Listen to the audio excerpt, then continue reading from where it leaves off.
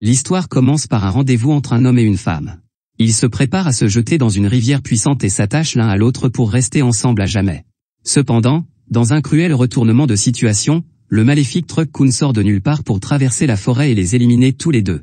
Quelques instants plus tard, notre protagoniste Dazé se réveille et est choqué de voir à quoi ressemble le paradis. Une femme lui explique que ce n'est pas le paradis, et qu'elle est le guide de ceux qui descendent sur ce monde. Elle s'appelle Annette et révèle que Dazé a été choisi et transporté dans ce nouveau monde. Un dragon redoutable passe à côté d'Annette, qui explique que ce monde est plongé dans l'obscurité et que Dazé a été choisi pour être un héros qui apportera la lumière à ce monde. Mais Dazé ne se considère pas du tout comme un héros. Il n'était qu'un type qui essayait de commettre un double échec avec sa petite amie et qui a été amené dans un monde étrange. Annette se prépare à lui faire un discours inspirant pour lui donner envie de devenir un héros, mais elle est choquée lorsque Dazé fait son truc et fait une overdose de pilules sédatives. Annette purifie les toxines de son corps, mais Dazé lui répond qu'elle le dérange. Annette demande à Dazé de devenir un héros pour accomplir sa grande mission de sauver ce monde, mais Dazé cherche juste un endroit où arrêter de vivre. Dazé continue d'avaler ses pilules, mais Annette lui rappelle qu'il est l'élu. Dazé lui fait remarquer qu'il n'a jamais décidé d'être choisi, mais Annette lui explique que le Truck-kun est en fait un camion de sélection de l'autre monde. Parmi les nombreux habitants de l'ancien monde de Dazé qui mènent une vie malheureuse, seuls ceux qui ont été frappés par le camion de l'autre monde peuvent refaire leur vie dans ce monde. Il s'agit en fait d'un service de transfert de monde que son monde fournit. Le fait d'avoir été frappé par Truck-kun signifie qu'il était malheureux dans sa vie et qu'on lui a donc donné une chance dans ce monde. Dazé finit de prendre d'autres pilules et souligne avec colère que ce stupide camion a perturbé le moment le plus heureux de sa vie, l'annulation de son double. Il lui fait remarquer qu'ils n'ont pas le droit de décider qui est malheureux, mais que de son point de vue, il a été sauvé d'une vie si malheureuse qu'il allait y mettre fin. En fin de compte, Annette décide que ses plaintes n'ont pas d'importance, car Dazé changera sûrement d'avis lorsqu'il verra ses statistiques. Tous les humains qui arrivent dans son monde, sans exception, sont dotés de pouvoirs surhumains. Cependant, elle est choquée de constater que Dazé est incroyablement faible. Non seulement il n'a qu'un seul point de vie, mais il est également empoisonné, même après qu'elle l'ait désintoxiqué. Annette refuse de croire que quelqu'un puisse être aussi faible, alors elle cherche désespérément à savoir si Dazé a une compétence spéciale ou une capacité exceptionnelle. Elle est horrifiée de constater qu'il n'a absolument rien, et qu'elle n'a jamais vu un Otherworlder aussi faible. Dazé, qui a l'air très malade, s'apprête à partir, mais Annette l'en empêche et finit par admettre qu'il a dû être amené dans ce monde par erreur. Elle estime qu'il ne pourra pas survivre dans ce monde, et elle est choquée lorsque Dazé montre enfin un peu de confiance et déclare que ce qu'elle vient de dire ressemble beaucoup plus à ce qu'est réellement sa vie.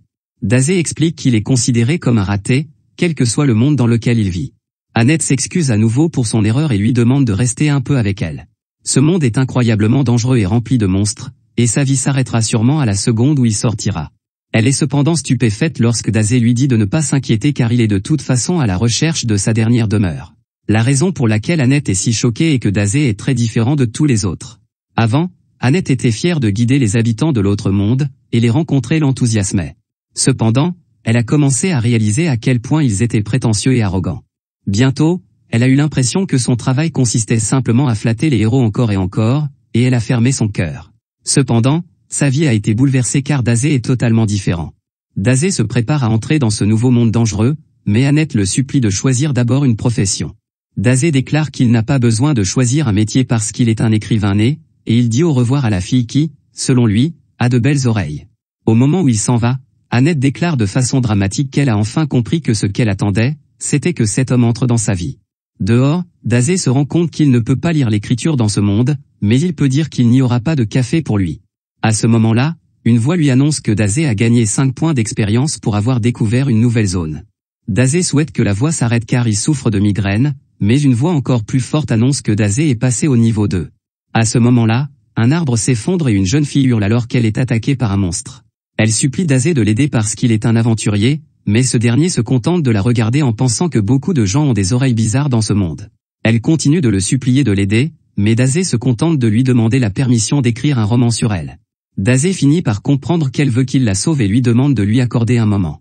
Dazé tente à moitié de l'atteindre, mais finit par déclarer qu'il ne peut pas l'atteindre. Elle lui demande d'utiliser une épée ou un sort, mais le monstre finit par s'emparer de Dazé. Dazé dit simplement qu'il ne peut plus respirer, et la jeune fille explique que l'arbre leur vole leur force vitale.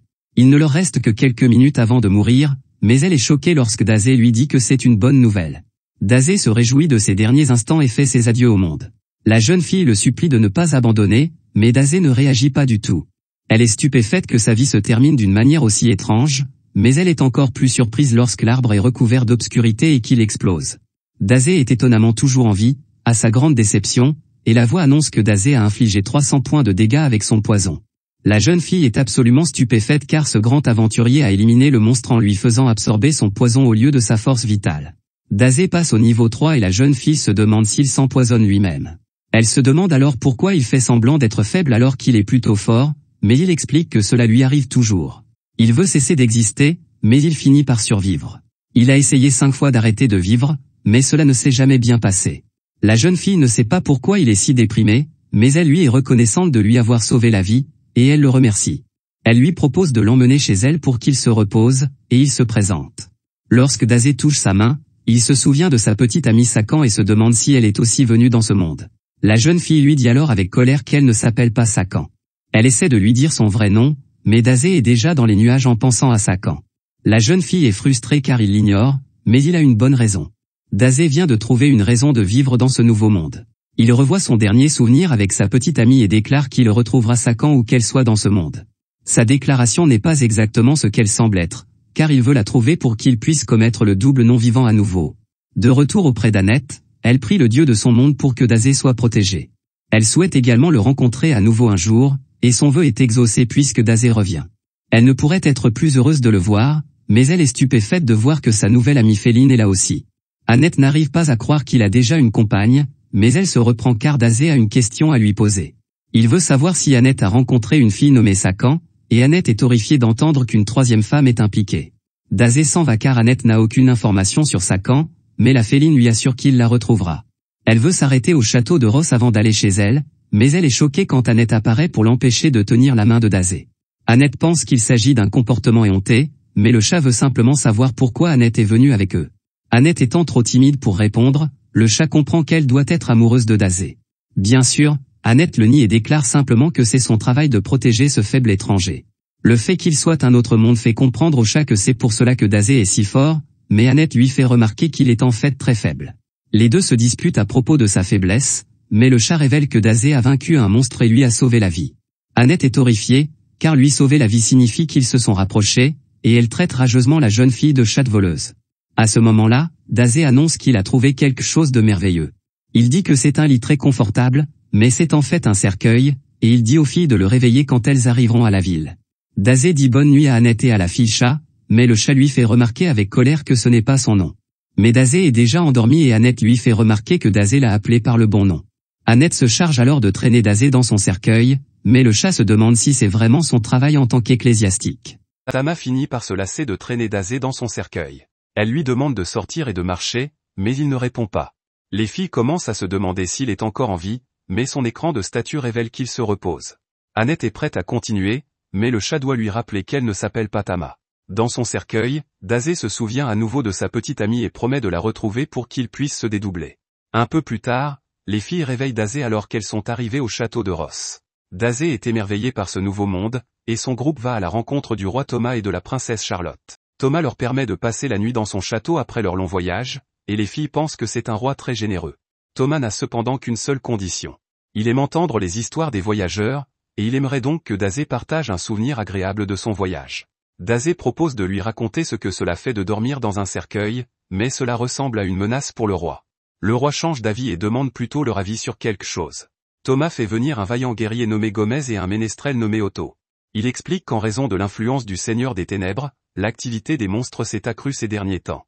Le roi devient trop vieux pour s'en occuper, et il a donc décidé que l'un de ces deux hommes deviendrait l'époux de la princesse Charlotte et le prochain roi. Charlotte ayant du mal à choisir, le roi demande conseil aux voyageurs. Le roi est choqué de voir que Dazé n'a aucune idée de ce qu'il doit dire. Il s'agit d'une décision qui va changer la vie de Charlotte, et Dazé ne pense pas qu'il devrait demander conseil à des voyageurs qui viennent d'arriver. Dazé déclare hardiment que Thomas est un horrible tyran et qu'il n'est pas digne d'être roi. Le roi est stupéfait lorsque Dazé s'en va, et Dazé se dit qu'il n'avait pas le droit de dire cela puisqu'il est lui-même inapte à vivre dans ce monde. Les filles s'excusent abondamment auprès du roi et expliquent que Dazé est un habitant d'un autre monde. Le roi comprend et Charlotte regarde fixement Dazé. Cette nuit-là, Annette remarque que Dazé ne dort pas, mais il explique qu'il ne dort jamais bien. Annette trouve enfin le courage de lui demander des nouvelles de sa petite amie Satchan, mais elle devient furieuse lorsqu'elle découvre que Tama dort dans son lit. Tama explique qu'elle avait simplement froid, et ils commencent à se disputer, si bien que Dazé s'en va. Dehors, Dazé retrouve la princesse et ils admirent le magnifique lac. Dazé l'admire pour une autre raison, car il a envie de s'y jeter. Charlotte n'arrive pas à croire que sa vie soit si troublée qu'il veuille y mettre fin, mais Dazé voit bien que sa vie est plus troublée que la sienne. Charlotte ne peut pas le nier car elle a beaucoup de mal à choisir un mari. Gomez n'est arrivé au château que récemment, mais il est déjà devenu le soldat le plus fiable qu'ils aient. Son père croit beaucoup en sa force et Charlotte pense qu'elle devrait le choisir pour cette raison. Otto, quant à lui, est son ami d'enfance. Chaque fois qu'elle se sentait déprimée, Otto écrivait des chansons et les lui chantait. Charlotte se demande ce qu'elle doit faire, et Dazé lui fait remarquer qu'elle est vraiment gentille, contrairement à lui. La vie de Dazé n'a été qu'une suite ininterrompue de problèmes, et il a tenté de s'en sortir à plusieurs reprises. Charlotte tient manifestement beaucoup à son père, mais Dazé n'a fait que gêner sa famille. Malgré tout, Dazé n'a jamais demandé à quelqu'un d'autre de choisir à sa place comment il doit vivre sa vie. Charlotte est choquée par cette déclaration, et il poursuit en disant qu'elle doit décider elle-même de ce qu'elle fera. En partant, Dazé lui dit de se demander ce qu'elle veut vraiment. Le lendemain, le roi Thomas révèle que la princesse a choisi celui qu'elle veut comme époux, et il veut que les voyageurs servent de témoins. Annette pense qu'elle choisira Gomez pour le bien du royaume, mais Tama pense que Charlotte et Otto sont mieux assortis. Le roi demande à sa fille de se tenir devant l'homme qu'elle choisira, et Charlotte s'avance. Charlotte a beaucoup réfléchi à sa décision, et elle choque tout le monde lorsqu'elle décide de s'écarter complètement du chemin et annonce qu'elle va commettre un live avec Dazé. Tout le monde en reste bouche bée, et Annette s'évanouit même sous le choc. Charlotte explique qu'elle a beaucoup réfléchi après avoir parlé à Dazé. Elle s'est rendue compte que si Otto chantait pour elle chaque fois qu'elle était triste, il venait aussi quand elle ne se sentait pas triste. Il a même fait du grabuge la nuit dernière. Charlotte en conclut qu'Otto veut simplement présenter ses nouvelles chansons à quelqu'un. La raison pour laquelle elle ne veut pas épouser Gomez est beaucoup plus simple, et c'est parce qu'il sent mauvais. Le roi Thomas la traite d'idiote et la supplie de choisir l'un des autres hommes, mais Charlotte finit par se défendre et dit au roi que c'est lui qui est idiot d'essayer de lui faire épouser quelqu'un qu'elle ne veut pas. Il s'avère qu'elle n'a jamais voulu se marier, mais personne n'a tenu compte de ses sentiments. Le seul qui s'est soucié de son opinion est Dazé, et ce dernier comprend maintenant pourquoi elle veut s'engager dans un double non-vivant avec lui. À ce moment-là, Gomez se met en colère parce qu'on lui a dit qu'il sentait mauvais, alors il se moque du nez de Charlotte et terrifie tout le monde lorsqu'il commence à se transformer. Après s'être transformé, Gomez révèle qu'il est un serviteur du Seigneur des Ténèbres et qu'il avait l'intention d'acquérir le royaume en devenant son roi afin de pouvoir l'offrir au Seigneur des Ténèbres. Il ne pensait pas que la princesse serait capable de voir à travers son déguisement, mais en fait la princesse n'a pas compris, c'est juste que Gomez sent vraiment mauvais. Gomez en a assez entendu et décide de mettre fin à la vie de tout le monde. Tama tente désespérément de réveiller Annette pour qu'elle l'aide à combattre le démon, mais en vain. Les gardes du roi vont donc attaquer Gomez. Celui-ci les repousse facilement et Tama doit sauver Annette de l'écrasement. Tama lance une contre-attaque et décide que si Gomez veut en jouer, elle jouera avec lui. Tama n'étant qu'un artiste martial de niveau 14, Otto déclare qu'il l'aidera en chantant pour elle. Elle est alors choquée de voir qu'il est un ménestrel de niveau 89. Sa musique lui donne un buff, mais Tama est déçue de voir que cela ne sert à rien. Tama demande de l'aide à Dazé, mais celui-ci est envoûté par la nouvelle chanson d'Otto. Tama se retrouve donc en tête-à-tête avec la bête, et elle réussit à donner un coup de poing et un coup de pied de chat. Gomez la repousse facilement et se moque d'elle en faisant comme s'il n'avait rien senti. Gomez annonce qu'il va mettre toute sa puissance dans sa prochaine attaque et que ses cornes de fer vont mettre Tama en pièces. Tama est terrifié par ses cornes acérées, mais Dazé l'interrompt et demande poliment si le démon pourrait d'abord mettre fin à sa vie et à celle de Charlotte. Gomez est incrédule, alors Dazé explique qu'ils veulent tous les deux être éliminés et que ce serait un honneur si Gomez le faisait avec sa magnifique corne. Charlotte a été libérée de l'emprise de son père, il veut donc que la vache géante leur accorde ce vœu. Tout le monde supplie Dazé de revenir sur sa décision, mais celui que Dazé appelle une vache géante est déjà à bord. Gomez déclare qu'il les éliminera d'abord, puis le roi, et qu'il brûlera ensuite la ville, mettant ainsi fin à la vie de tous les citoyens du royaume. Dazé s'en moque puisqu'ils ne seront pas en vie pour autant, mais Charlotte semble bouleversée. Dazé lui assure que tout ira bien car leur vœu sera exaucé. Tout le monde supplie le monstre de s'arrêter, mais il est trop tard car Gomez a déjà commencé à les attaquer. C'est alors que Charlotte prend conscience qu'elle ne veut pas que sa vie s'arrête tout de suite. Elle déclare qu'elle veut continuer à vivre pour protéger les habitants du royaume. Il s'avère que Dazé savait qu'elle reviendrait à la raison, et il souligne qu'elle est vraiment une gentille princesse. Dazé a un plan depuis le début, il pousse Charlotte en lieu sûr et lui déclare qu'elle ne sera pas sa partenaire pour la double survie. Charlotte l'appelle alors qu'il est sur le point d'être anéanti, mais Annette sort de nulle part et protège Dazé avec une barrière. Prêtresse de niveau 18, elle refuse de laisser Dazé perdre la vie tant qu'elle est là. Les cornes du démon sont brisées par la barrière d'Annette, et Tama enchaîne avec son attaque de chat sauvage. Cette attaque est très puissante et envoie Gomez hors du château. Tama remercie à contre-séure Annette de l'avoir sauvée, mais Annette fait remarquer que Tama l'a également sauvée. Otto déclare qu'il va transformer leur belle amitié en chanson, mais tout le monde en a déjà assez de ce type. À ce moment-là, le roi présente ses excuses à Charlotte. Il se rend compte maintenant qu'il aurait dû tenir compte de ses sentiments, et il ne pense pas être digne d'être roi ou digne d'être son père. Il demande pardon à Charlotte, qui accepte, et ils conviennent d'être plus ouverts l'un envers l'autre à l'avenir. Ils passent un moment très agréable, mais Dazé ne peut s'empêcher de penser au fait qu'il n'a pas réussi à se désincarcérer une nouvelle fois. Un peu plus tard, un garde prévient que des monstres sont arrivés à la porte sud. Nous constatons que c'est Charlotte qui est responsable, et elle envoie la garde royale exterminer la menace. De retour dans notre groupe, les filles espèrent que Charlotte sera capable de supporter la pression du règne de la reine. Dazé prend la parole depuis son confortable cercueil et explique que Charlotte a pris la décision elle-même, et qu'elle s'en sortira. Dazé déclare que les femmes qui perdent la vie sont très belles, mais que les femmes qui se relèvent d'elles-mêmes le sont aussi. Les filles en ont assez de ces bêtises, et elles aimeraient bien qu'ils se mettent à marcher tout seuls. Les filles finissent par se fatiguer et décident de faire une pause pour manger quelque chose. Notre protagoniste paresseux émerge de son cercueil, impatient de manger quelque chose, mais ils n'ont que du pain.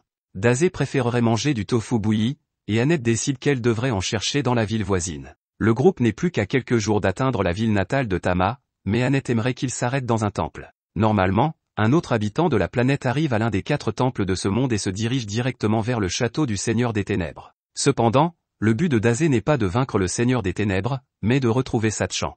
Cela signifie qu'il doit visiter les 4 temples pour recueillir des informations sur l'endroit où se trouve Sachan.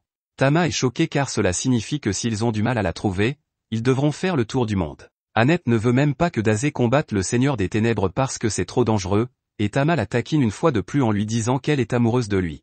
Annette le nie et explique que Dazé lui a redonné espoir alors qu'elle avait abandonné son travail. Tama fait remarquer que Sachan pourrait être l'âme sœur de Dazé, et Annette accepte de voyager avec lui pour le découvrir. Tama accepte de les accompagner jusqu'à sa ville natale, mais les remerciements timides d'Annette font comprendre à Tama qu'Annette préférerait être seule avec Dazé.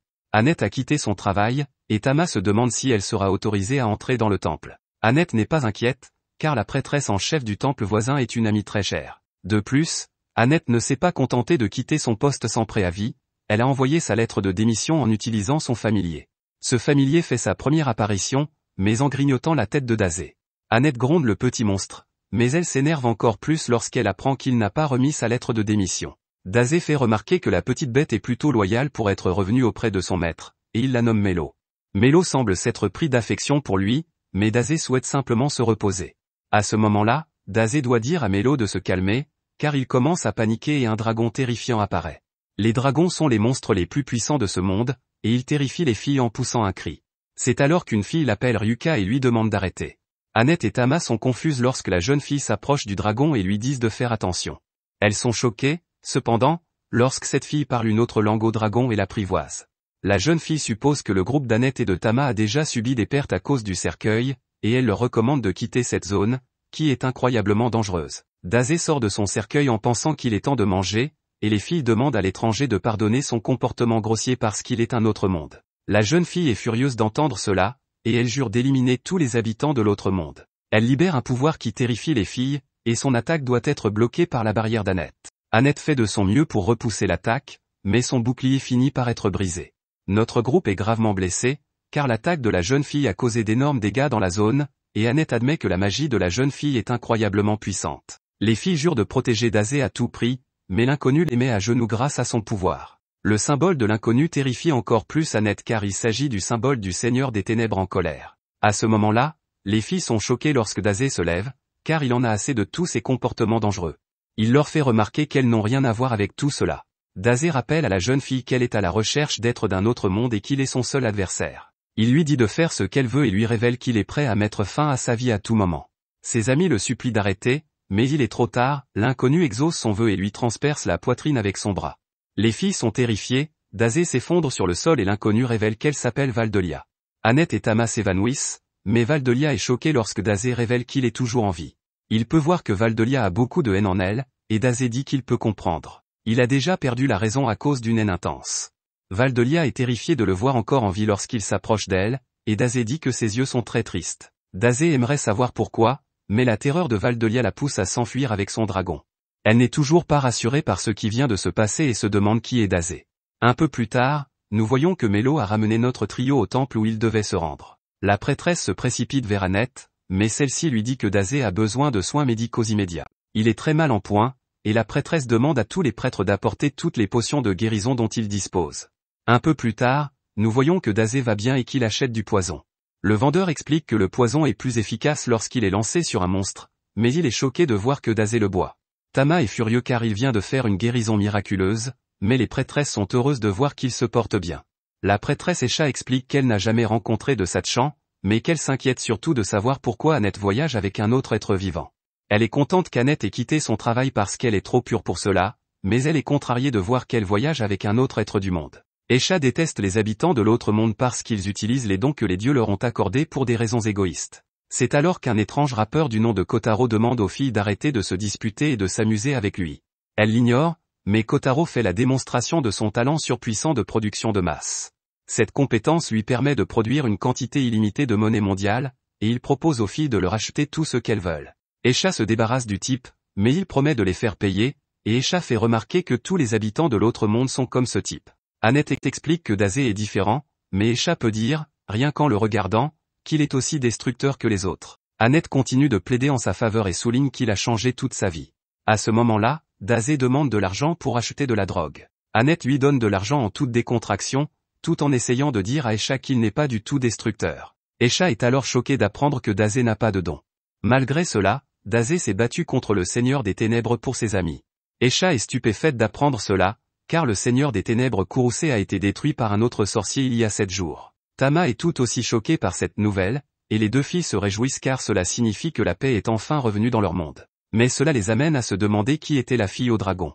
Il est également étrange que Dazé soit arrivé il y a 7 jours, mais Annette ne peut que penser que c'est ce jour-là que Dazé a complètement changé sa vie. La grande question est la suivante, si ce monde n'a plus de Seigneur des Ténèbres, pourquoi Dazé a-t-il été amené ici? À ce moment-là, les filles sont surprises de voir Dazé déchirer un tas de papiers. Dazé explique de façon dramatique qu'il essayait d'écrire sur les événements qui se sont produits depuis qu'il a été amené dans ce monde. Mais comme il avait du mal à écrire, il en est maintenant désespéré. Annette attend avec impatience de savoir ce qu'il a écrit sur leur première rencontre, mais son cœur se brise lorsque Dazé lui révèle qu'il n'a rien écrit sur elle. Dazé ne sait pas trop pourquoi, mais sa rencontre avec Valdelia lui a donné un élan de créativité et il espère que quelque chose d'autre le passionnera. Annette pense qu'il pourrait trouver quelque chose en explorant la ville, et les récents événements l'ont incité à acheter des choses à Dazé. En ville, nous découvrons que ce qu'elle voulait acheter à Dazé, c'est une armure résistante. On ne sait jamais quand ils seront à nouveau attaqués, et Annette ne veut plus jamais voir Dazé souffrir. Tama fait remarquer que Dazé a l'air de souffrir en ce moment, mais Dazé aime en fait le sentiment d'oppression que lui procure l'armure. Les filles vont faire d'autres courses, et Annette dit à Dazé de rester là. Esha le retrouve et Dazé explique qu'il était simplement à la recherche de nouvelles sensations. Esha déclare qu'Annette restera avec elle à partir de maintenant parce qu'elle a toujours été une fille pure et que cela la pousse à faire confiance aux gens trop facilement. Esha est persuadée qu'Annette sera malheureuse de voyager avec lui, aussi supplie-t-elle Dazé de séparer son groupe. Mais Dazé se contente de sourire et fait remarquer que c'est à Annette de décider ce qu'elle veut faire. Il déclare qu'Esha n'a pas son mot à dire, et il se demande pourquoi elle pense qu'Annette sera malheureuse de toute façon. Esha explique que c'est parce que Dazé est un autre mondain et qu'elle ne fait pas confiance aux autres mondains. À ce moment-là, Esha est stupéfaite et un attroupement se forme à l'arrivée d'un homme. On dit que cet homme a été créé par les cieux pour se tenir au-dessus de tous les habitants de la planète. Il s'agit d'un autre mondain, et son nom est Lord Suzuki. Suzuki annonce à tout le monde que le Seigneur des Ténèbres a été vaincu il y a 7 jours, et il leur dit de se réjouir car la paix est revenue dans leur monde. La foule se met à applaudir et à féliciter les habitants de l'autre monde, mais Suzuki révèle ses véritables intentions. Il souligne qu'ils ont risqué leur vie pour leur apporter la paix, et qu'il est donc normal que les habitants de l'autre monde soient autorisés à régner sur le monde. C'est pourquoi il déclare que cette époque sera connue sous le nom de Grand Âge des Héros. Suzuki a décidé d'être le chef de cette ville, et son ami Kotaro dit aux habitants de se prosterner devant Suzuki. À ce moment-là, Kotaro désigne les filles et dit à Suzuki que ce sont elles qui les ont trompées. Suzuki est furieux et déclare qu'ils ont commis des actes de violence à l'encontre d'un autre habitant de la planète. Annette tente de lui expliquer qu'il se trompe, mais Suzuki refuse d'écouter quelqu'un qui voudrait faire du mal à un héros. Non loin de là, nous voyons que la ville est en feu, et Dazé déclare qu'il s'est enfin senti capable d'écrire son chef-d'œuvre. Quelques instants plus tôt, Suzuki caresse Annette sur la tête et lui dit d'être une bonne fille. Il utilise une sorte de compétence sur elle, et elle s'effondre sur le sol. Kotaro se réjouit et explique que plus les victimes de Suzuki sont pures, plus vite elles tombent sous ses coups. Tama exige de savoir ce qu'il a fait, et Kotaro explique que le talent de Suzuki transforme tout ce qu'il caresse en esclaves. Tama demande qu'il libère Annette, mais Suzuki utilise son talent sur elle aussi. Suzuki se vante de sa puissance, mais Aisha arrive pour lui rappeler qu'elle ne lui a pas appris à utiliser son don de cette façon.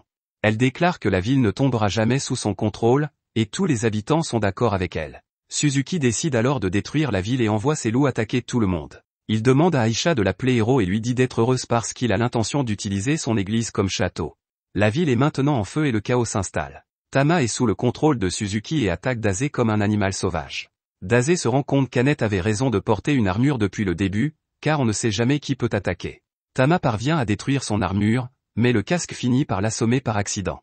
Pour la mettre en sécurité, Dazé décide de la mettre dans son tonneau avec un panneau indiquant qu'un chat sauvage se trouve à l'intérieur. Aisha s'effondre près de lui et lui montre comment sont les autres habitants de la planète. Suzuki a utilisé son don pour des raisons égoïstes, et maintenant sa cupidité est devenue complètement irrépressible, et il a perdu le contrôle. Suzuki n'était pas du tout comme ça quand il est arrivé dans ce monde, car il était calme et faible. Dazé prend étonnamment des notes parce que Suzuki a piqué son intérêt, et il dit à Aisha de veiller sur Tama pendant qu'il affronte Suzuki. Aisha rappelle à Dazé qu'il ne pourra rien faire parce qu'il n'a pas de don, mais Dazé a le sentiment qu'il va enfin pouvoir écrire son chef-d'œuvre. Dazé l'autorise à venir avec lui, mais elle est surprise de voir à quel point il est calme. Aisha lui explique que Suzuki est très fort et que Dazé n'a aucune chance face aux surdoués de l'autre monde. Elle est sûre que Dazé sera mis en pièces dès qu'il ouvrira la porte de l'église. À ce moment-là, Dazé sort son poison et Aisha est soulagée de voir qu'il a un plan. Elle suppose qu'il va empoisonner les chiens de garde de Suzuki, mais elle est choquée de voir qu'il le boit à la place. Il n'a plus de poison, alors Aisha prend les choses en main et lui dit de la suivre pour qu'il puisse se faufiler à l'intérieur. Dazé l'ignore et ouvre la porte. Il va droit au but et dit à Suzuki qu'il aimerait fonder un roman sur lui. Suzuki suppose que Dazé veut écrire l'histoire héroïque de Suzuki le héros à la conquête d'un autre monde, mais Dazé a une idée différente, le roman parlera d'un homme qui obtient plus de pouvoir qu'il ne le mérite et qui tombe dans sa propre cupidité. Insulté, Suzuki envoie ses loups à la poursuite de Dazé, mais notre protagoniste se contente d'écrire. Aisha s'occupe de la plupart des loups, mais l'un d'eux l'attrape et Suzuki s'apprête à mettre fin à leur jour. Aisha prévient que l'attaque vise Dazé, mais ce dernier continue d'écrire. L'attaque est déclenchée, mais tout le monde est choqué lorsqu'elle est bloquée par le casque de l'armure de Dazé. Il s'avère que c'est Melo qui porte le casque, et Dazé le remercie. Kotaro est terrifié parce qu'ils n'ont plus de potion de boule de feu, mais Suzuki lui rappelle qu'il a toujours son animal de compagnie numéro 1. Suzuki l'avertit que son animal prend la vie de tous ceux qu'il mord, et il rit comme un fou lorsque Dazé se fait mordre. La bête s'effondre cependant, et Dazé déclare que les chiens devraient toujours être enchaînés. Le système de Dazé émet une voix qui annonce qu'il a infligé 600 points de dégâts à la bête avec son poison. Kotaro est stupéfait de voir le loup se transformer en cendre, et Aisha suppose que Dazé s'est lui-même empoisonné. Suzuki traite Kotaro de lâche alors qu'il s'enfuit, mais Suzuki n'est pas prêt à abandonner. Il fait appel à son atout, et Aisha est horrifiée de voir qu'il s'agit d'Annette. Il demande à Annette de les éliminer, mais Aisha se défend et déclare qu'ils doivent battre en retraite. Dazé n'est pas d'accord et explique qu'Annette n'est pas aussi faible qu'Aisha semble le penser. Dazé s'approche d'elle, mais Suzuki lui explique que sa compétence ne peut être retirée par personne et qu'Annette sera son esclave pour le reste de sa vie. Dazé n'écoute pas l'intello et lui explique que c'est Annette qui décidera de ce qu'elle fera de sa vie, et que Suzuki n'a pas son mot à dire. Dazé se place juste devant sa lame et lui rappelle qu'elle n'est pas un oiseau en cage. Annette semble lutter contre le sort de Suzuki, qui lui hurle de se dépêcher d'éliminer Dazé. Annette se prépare à le faire, mais nous voyons alors ce qui se passe dans son esprit. Elle est enfermée dans une cage, mais Dazé semble l'éclairer. Annette a un moment de lucidité, elle se poignarde et rompt le sortilège. Dazé la rattrape et les deux se saluent. Dazé demande à Aisha de soigner les blessures d'Annette, et elle pense à la façon dont il a dit qu'Annette n'était pas faible. Suzuki est complètement choqué par le fait que quelqu'un ait rompu son sort, et il ne peut pas le supporter. Il tente de se désincarcérer, mais Dazé l'en empêche. Dazé rappelle à Suzuki qu'il est en train d'écrire un roman sur lui et qu'il ne peut donc pas mettre fin à l'histoire prématurément. Dazé demande à Suzuki de lui raconter son histoire, ce qui nous permet de découvrir le passé de Suzuki. Suzuki explique qu'il a toujours été timide et que les plus forts en faisaient leur animal de compagnie. Il a pensé plusieurs fois à se désincarcérer, mais il n'a jamais pu le faire. Un soir, Suzuki est tombé sur un homme ivre, mais il n'a pas eu le courage de se défendre lorsque l'homme ivre l'a insulté. Suzuki a été distrait et a été victime de l'impitoyable Truck-kun. Il a été emmené dans le Nouveau Monde, où il a été accueilli par Aisha. Elle lui explique qu'il est désormais un héros et qu'il doit utiliser le don qui lui a été accordé pour vaincre le Seigneur des Ténèbres. L'aventure de Suzuki commença, et il apprit à utiliser son don en contrôlant des loups. Il utilise les loups pour vaincre un monstre et se rend compte de sa puissance. En ville, Suzuki recevait des regards étranges parce qu'il était différent de tout le monde. Il a été bousculé et insulté comme avant, mais cette fois, il a utilisé son don pour se venger. Suzuki explique qu'il a subi d'innombrables échecs dans son ancien monde. Pourtant, il s'est soudainement vu accorder le pouvoir et est devenu un héros. Pour Suzuki, il est irréaliste de penser que quelqu'un qui a vécu tout cela essaierait de sauver un nouveau monde. Suzuki a décidé de devenir méchant, mais il a échoué et se rend compte qu'il ne sera jamais qu'un faible. Suzuki est choqué d'entendre à quel point Dazé est satisfait, et Dazé déclare que son roman basé sur Suzuki est enfin terminé. C'est l'histoire d'un homme misérable qui, bien qu'espérant vivre en héros dans ce monde, n'a pu devenir ni un héros ni un méchant à cause de sa propre faiblesse. Dazé a décidé de l'intituler « Un autre monde n'est plus autorisé ». À ce moment-là, le livre de Dazé explose d'énergie et les pages entourent Suzuki. Dazé remercie Suzuki parce qu'il l'a aidé à écrire quelque chose qui le satisfait à nouveau. Malheureusement, Dazé décide que ce livre ne peut être qualifié de chef-d'œuvre. Il déchire l'une des pages et le sol se met à trembler. Les filles sont stupéfaites car elles remarquent qu'un cercle magique permettant d'invoquer des habitants d'un autre monde est apparu. Elles n'ont aucune idée de ce qui se passe, mais elles voient que le pouvoir de téléportation revient dans le cercle. De l'énergie jaillit de l'église et les filles sont stupéfaites lorsqu'elles réalisent que Suzuki a dû être renvoyé dans son propre monde. Annette est sûre que Dazé n'avait pas de don auparavant, mais en regardant son système, on s'aperçoit qu'il a un don d'écriture appelé storyteller, conteur. Aïcha est choquée et se rend compte qu'il s'agit probablement d'une compétence spéciale qui ne s'active que contre certaines cibles, et dans ce cas, il s'agit d'autres habitants du monde. C'est assez terrifiant, car cela signifie que Dazé a dû être amené dans ce monde pour combattre d'autres habitants de la planète. Dazé s'effondre sur le sol alors qu'il échoue une fois de plus à écrire son chef-d'œuvre, et il recommence à prendre des pilules. Dazé se demande s'il trouvera un jour quelqu'un d'autre qui l'intrigue, et se demande qui est ce type. Dazé se demande où est passé Suzuki, et il faut lui dire qu'il a renvoyé Suzuki dans son monde. De retour en ville, les loups s'en vont et Tama sort de son tonneau. Plus tard, Aïcha donne un nouveau cercueil à Dazé et s'entretient avec Annette. Elle prédit que Dazé a un rôle important à jouer dans l'avenir de leur monde, et que leur voyage sera dangereux. Annette pense qu'Aïcha va essayer de la convaincre de ne pas l'accompagner, mais elle est choquée lorsqu'Aïcha lui dit qu'elle est convaincue qu'Annette fera un excellent travail en soutenant Dazé. Avant leur départ, Aïcha demande à Dazé si Suzuki est devenu mauvais parce qu'il a reçu un pouvoir qu'il ne méritait pas. Dazé ne le sait pas, alors elle se demande si Suzuki devra continuer à vivre une vie misérable dans son ancien monde. Dazé explique que l'histoire de Suzuki se poursuivra et qu'il lui appartiendra d'en faire un chef-d'œuvre ou non. Aïcha est heureuse d'entendre cela et notre groupe s'en va.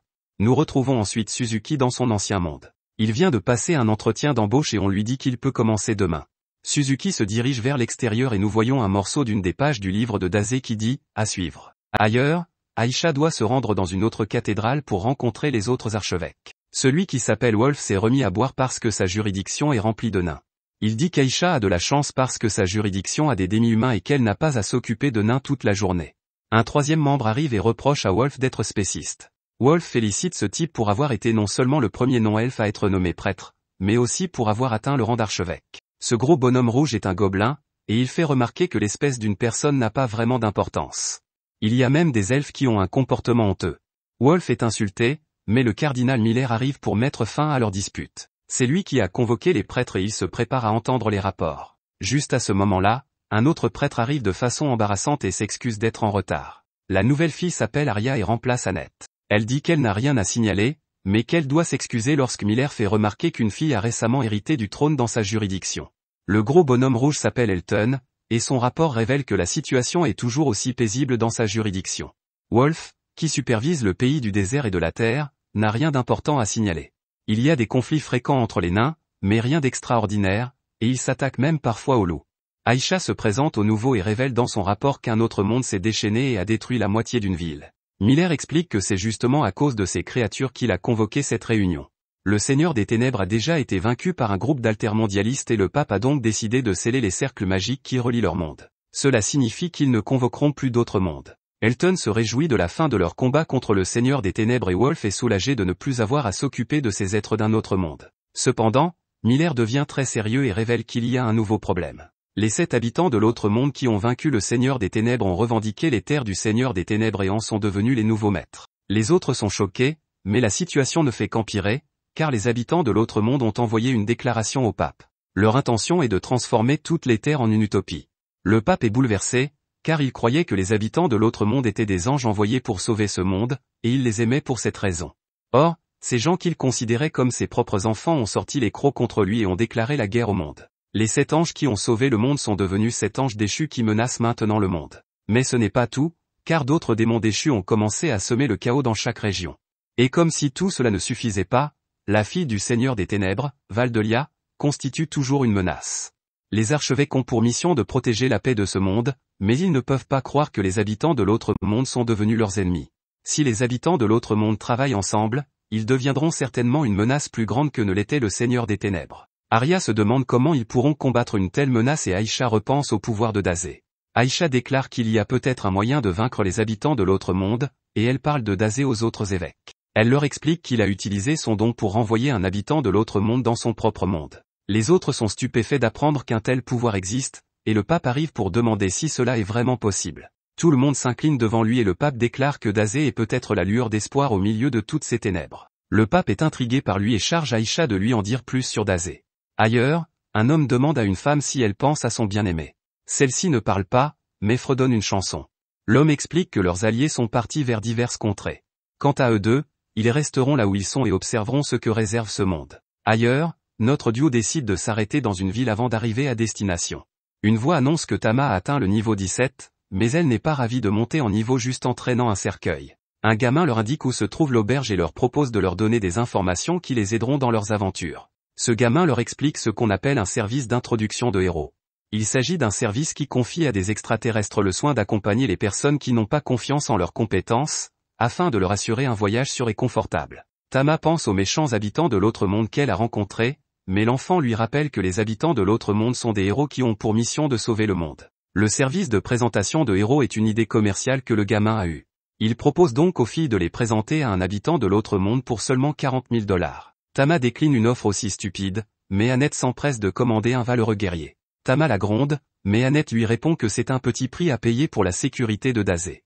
Le gamin pense qu'il y a un défunt dans le cercueil et suppose qu'il veut la sécurité d'outre-tombe. Bien sûr, il est choqué lorsque Dazé lui révèle qu'il est en fait toujours en vie.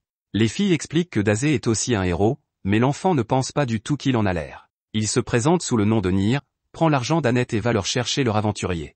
Tama est soulagé d'avoir un guerrier dans leur équipe pour tirer le cercueil de Dazé, mais Annette refuse de confier ce travail à quelqu'un d'autre. Ce soir-là, notre trio attend Nyr à l'auberge, mais Dazé est sûr qu'il ne reviendra pas. L'aubergiste sait tout sur Nyr, et Annette confirme qu'ils lui ont donné de l'argent. Elle révèle que Nyr arnaque beaucoup les gens et qu'il n'a jamais rencontré d'aventurier. Il est impossible qu'il puisse présenter un aventurier à qui que ce soit, et ils ont juste été dupés par la grande gueule de Nyr. Annette devient furieuse, et Tama fait de son mieux pour la faire respirer profondément.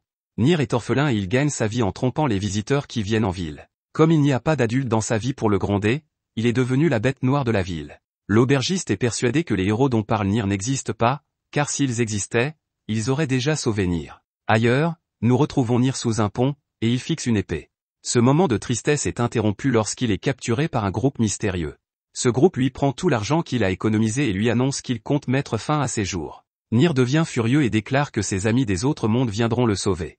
Ces horribles types se moquent du gamin et lui révèlent qu'ils sont eux-mêmes des êtres d'un autre monde. Il se demande si c'est la première fois que Nyr voit des capacités surpuissantes, et Nyr est horrifié de voir son monde s'écrouler. Le chef montre son arme ultime et déclare qu'elle peut même percer la peau d'un dragon. Les gars ont entendu dire que Nyr utilisait les noms des habitants d'un autre monde pour gagner de l'argent, alors ils le traitent de petit enfant maléfique qui doit être puni. Ils lui disent de se réjouir car il pourra se vanter dans l'au-delà d'avoir été éliminé par des héros, et ils entament un compte à rebours de 5 secondes.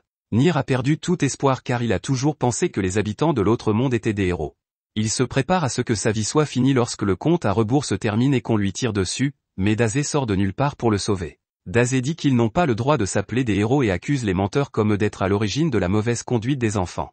L'un des voleurs analyse Dazé et panique en réalisant qu'il s'agit également d'une créature du monde extérieur. Le voleur affirme qu'il n'y a pas lieu de s'inquiéter pour Dazé, mais il s'aperçoit que ce dernier n'a qu'un seul point de vie et qu'il est également empoisonné. Le chef est déterminé à se venger pour les avoir effrayés, et il annonce à Dazé que sa vie va maintenant prendre fin. Malheureusement pour lui, cela intrigue Dazé. Les voleurs recommencent à paniquer lorsque la vitalité de Dazé commence à augmenter rapidement, et il leur dit de viser son cœur lorsqu'ils lui tireront dessus. Les voleurs sont horrifiés de voir à quel point Dazé est calme, et ils s'enfuient pour sauver leur vie. Nyr se demande si Dazé est un héros, mais Dazé répond qu'il n'a rien de spécial. Il dit que les adultes sont des enfants qui ont été trahis, mais Nyr n'est qu'un enfant et il n'est pas prêt à devenir un adulte. Les yeux de Nyr admirent encore les héros, alors pour l'instant, c'est comme ça que ça doit se passer. Dazé sort, mais l'enfant est choqué de voir qu'il le laisse derrière lui, tout attaché. Le lendemain matin, notre trio se prépare à se rendre directement à la ville de Gros. Les filles voient bien que Dazé n'a pas assez dormi et elles se demandent où il est allé la nuit précédente. Comme Dazé ne le dit pas, Annette soupçonne qu'il est allé voir une autre femme. Dazé ne lui dit rien et commence à se reposer. Juste à ce moment-là, Nir arrive et Tama exige qu'ils leur rendent leur argent. Nir répond qu'il ne leur a pas menti et qu'il sera le valeureux guerrier qui se joindra à leur groupe. Alors que le voyage se poursuit, Dazé reçoit des points d'expérience pour avoir exploré une nouvelle zone. La voix agaçante de l'annonce donne à Dazé l'envie de mettre fin à ses jours, et Nir est choqué de l'entendre parler ainsi. Nir met en garde les filles contre la dépression de Dazé, mais Tama rappelle à l'enfant qu'il est censé être un vaillant guerrier, et elle lui fait traîner le cercueil. Ils finissent par arriver à Grou, la ville natale de Tama, et il y a un poste de contrôle de sécurité. Tama dit aux autres de ne pas s'inquiéter, car elle est un peu célèbre là-bas et pourra facilement les faire passer. Tama va parler aux gardes, mais notre groupe est rapidement encerclé. Ils sont en train d'être arrêtés, mais Dazé semble être intrigué. Notre groupe est jeté dans une cellule, et Annette devient déprimée quand les dieux ne répondent pas à ses appels à l'aide. Tama a été séparée du groupe et Annette sanglote de façon incontrôlable. Les gardes ont arrêté Tama et tous ceux qui l'accompagnaient dès qu'ils l'ont vue, et Nir suppose qu'elle a dû commettre un crime terrible. Dazé se demande comment les gens sont exécutés dans ce monde, mais Annette refuse de le lui dire car il est visiblement impatient de le faire. Nir pense qu'il devrait essayer de s'échapper, et Annette se demande comment il compte s'y prendre. Le gamin crochette la serrure, mais Annette trouve que ce comportement n'est pas digne d'un soi-disant guerrier vaillant. Nir pense que Dazé va le féliciter pour avoir crocheté la serrure, mais il est en fait déçu car il doit vivre maintenant. Leur fuite échoue instantanément et ils sont rapidement capturés. Dazé tente de demander aux gardes s'ils vont être exécutés, mais ils le traitent de sale type. Notre groupe apprend qu'ils ont commis des crimes graves et qu'ils seront donc exécutés. Tout le monde, sauf Dazé, s'oppose à cette décision, mais on leur dit qu'ils sont coupables d'avoir enlevé la princesse du royaume, nommée Mathilda. Mathilda s'avère être Tama, et elle doit répéter à son père qu'elle n'a pas été kidnappée. Tama explique qu'elle voyageait tout en améliorant ses techniques de combat, et Annette corrobore l'histoire. Tama exige que ses amis soient libérés, mais le roi refuse, et Dazé est le seul à se réjouir de cette décision. Le roi finit par accepter de les libérer, mais il veut d'abord que Mathilda promette de ne plus jamais quitter le royaume de la sorte. Il veut qu'elle se comporte davantage comme sa mère, comme une personne digne de la royauté. Tama jette un coup d'œil à ses pauvres amis et accepte de faire ce que son père lui demande. Elle se comportera dorénavant comme une princesse et s'excuse auprès de ses amis, car leur voyage ensemble doit prendre fin. Tama s'en va et le reste du groupe est libéré. Ils vont manger, mais Dazé est plutôt déçu de ne pas avoir mis fin à sa vie. Nir n'arrive pas à croire que Tama est une princesse, et Annette se rend compte qu'elle a eu tort de traiter Tama si mal. Annette panique alors car elle craint d'être exécutée pour avoir été si méchante avec elle. À ce moment-là, une serveuse nommée Faune les entend parler de la princesse. Faune avait l'habitude de servir la princesse au château, et elle semble déçue d'apprendre que le roi a forcé Tama à revenir. Dazé voit bien qu'elle en sait beaucoup sur la relation entre Tama et son père, alors il lui demande plus d'informations. Dazé explique comment il a rencontré Tama et admet qu'il serait difficile de ne pas s'intéresser à son passé. Annette pense qu'il ne devrait pas s'intéresser à son passé parce que c'est une princesse et qu'il devrait probablement commencer à l'appeler par son vrai nom. Dazé dit qu'il se fiche de tout cela parce qu'elle est Tama pour lui, et la serveuse accepte de dévoiler le pot aux roses. Au château, Tama rit de la façon dont tout le monde a agi lorsqu'ils ont appris qu'elle était une princesse, et elle se demande ce qu'ils sont en train de faire. À ce moment-là, elle remarque quelqu'un d'étrange qui se tient sur le toit d'une maison. Tama est choquée de voir que la maison a subi d'importants dégâts et que le roi est apparu pour confronter l'agresseur. Ce type est venu sur la terre où les demi-humains se rassemblent simplement parce qu'il n'a pas encore mangé de demi-humains. Il se demande quel goût ils ont et se présente sous le nom de Kaibara. Kaibara révèle qu'il est l'un des héros qui ont tué le Seigneur des Ténèbres et sauvé le monde. Malgré son statut de héros, il est désormais connu sous le nom d'ange déchu de la gourmandise. Le roi se rend compte que ce type est l'un des 7 anges déchus et se demande ce qu'il fait là.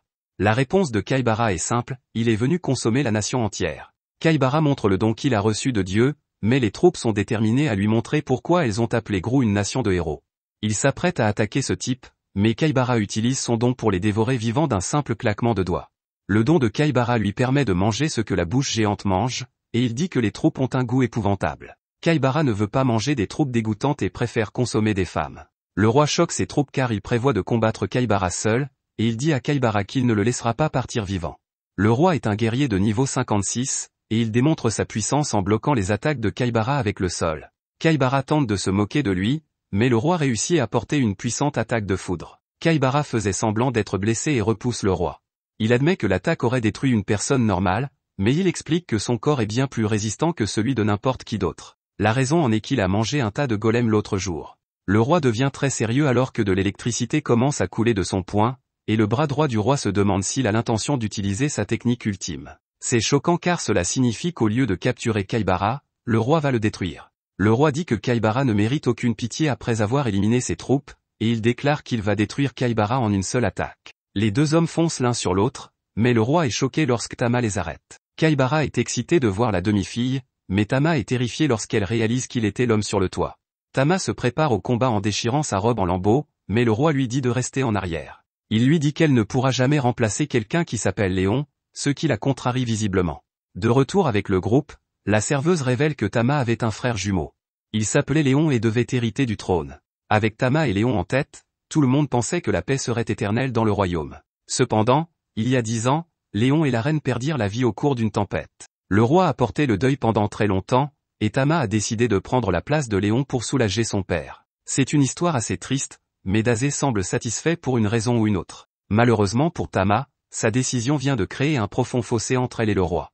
De retour au combat, le roi dit à Tama que ses arts martiaux sont totalement inutiles. Elle tente de prouver qu'elle peut se battre, mais Kaibara décide de ne pas se retenir et se prépare à la dévorer vivante. Tama est sur le point d'être dévorée, mais son père la pousse en lieu sûr au dernier moment. Tama lui crie qu'il a perdu son bras, et Kaibara admire l'amour entre un parent et son enfant. Kaibara espérait goûter à la technique ultime du roi, mais il est déçu car il ne pourra pas l'utiliser avec son bras manquant. Kaibara s'excuse de façon moqueuse de l'avoir mangé, ce qui rend Tama furieuse. Elle attaque avec une rage aveuglante, mais le bras droit du roi l'emporte. Kaibara, déçu, décide de garder le plat principal pour plus tard et se demande comment il va consommer le roi. De retour auprès de Dazé, il remercie Faune pour ses informations, et le bras droit du roi surgit de nulle part. Tama est inconscient, et il lui explique que le château est tombé aux mains de l'autre monde maléfique qui est soudainement apparu. À ce moment-là, tout le monde dans le royaume est surpris par un trou dans l'un des murs du château.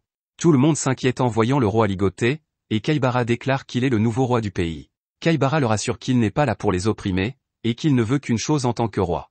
Mais cette chose est plutôt horrible, car il dit qu'il veut goûter la chair de toutes les variétés de demi-humains qui vivent ici. Il tente de calmer tout le monde en disant que les hommes peuvent continuer à travailler comme d'habitude car il ne veut consommer que les femmes et les enfants. Les gens rejettent cette horrible proposition, mais Kaibara fait de l'un d'entre eux un exemple. Kaibara change d'avis sur le fait de ne pas manger les hommes et décide de manger des familles entières pour qu'elles soient réunies dans son estomac. Tout le monde s'enfuit en panique, mais Kaibara a posté des monstres dans toute la ville. Kaibara s'en va pour l'instant, et Nir fait remarquer que ce type est un psychopathe. Dazé ne semble pas du tout inquiet pour une raison quelconque et termine d'écrire. La situation de Tama est vraiment difficile, c'est pourquoi Dazé l'appelle l'héroïne de la tragédie. L'héroïne qu'il recherche ne se contente jamais d'accepter la tragédie.